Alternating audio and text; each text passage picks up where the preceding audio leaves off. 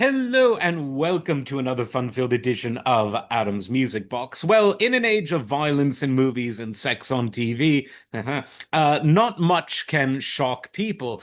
But in the 1950s, clinically and mechanically explicit song about multiple car wrecks was considered both a novelty song and an obscenity that was banned on many radio stations. But the song, while largely forgotten today, gave birth to the most well-known novelty radio DJ of all time. This was none other than Dr. Demento, who was given his name by a caller who said that he was demented for playing the song Transfusion by an artist called Norvus on the radio.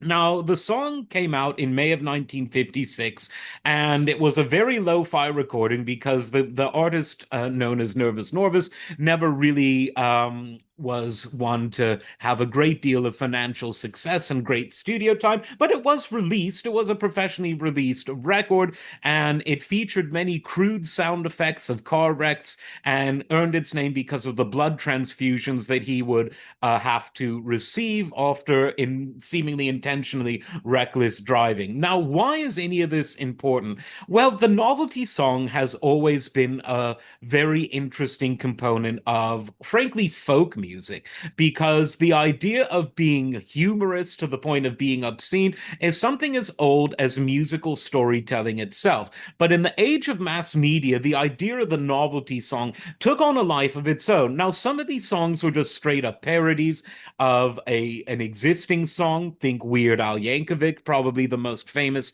of all novelty song artists. Some of them parodied a popular trend like Disco Duck. Some were incredibly musically serious, but were occasionally considered or grouped with novelty songs because of their satirical observations. And here, Frank Zappa was no stranger to shows like the Dr. Demento show, because while he was one of the most sophisticated composers of the modern era, his lyrics were satirical news reports, really, on what was going on.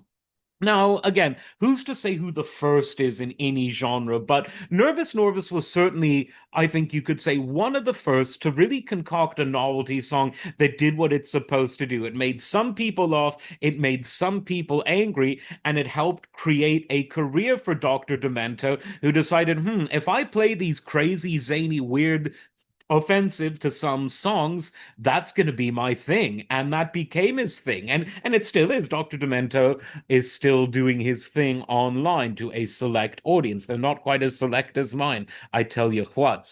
Norvus himself died on this day in 1968, and he never had another hit as, relatively big as Transfusion.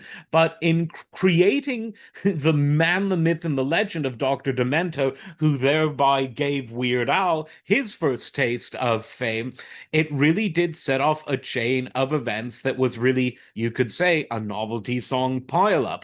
Let me know what you think in the comments, and as always, like, subscribe, and we'll see you next time.